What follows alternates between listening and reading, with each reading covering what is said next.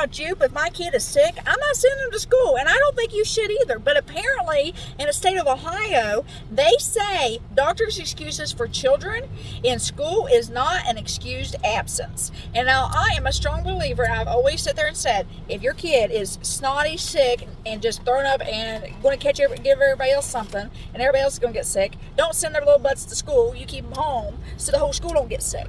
No, that's not the case. You have to send your kids to school now. If they're sick, throwing up, whatever, and the whole school's going to get sick, and everybody's going to be sick, and they're going to be in school. How are you going to learn if you're sick?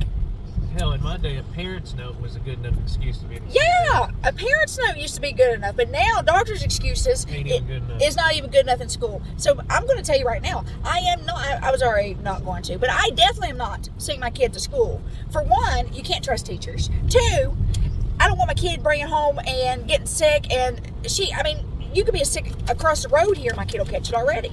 Not to say that there aren't good teachers out there, but just like policemen, one bad apple ruins the bunch. I'm sorry. I'm just against public schools, and this was the icing on the cake for me that really determined, because my daughter does not turn 5 until January, so she can't even go to kindergarten now, this year coming up. She had to wait till next year anyway, but I am not sending her to public school. There is too many uh-uhs for me. So, in the comments, how do you feel about sending your kid to public school and doctors' excuses not being a legitimate reason for them to miss school?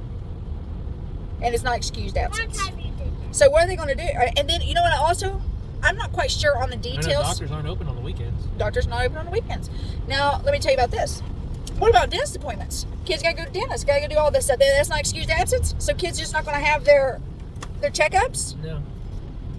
That's not a good little system they can set up there. And that goes in effect this year, I do believe. So, yeah. I don't know where else is in effect, but in Ohio it is already.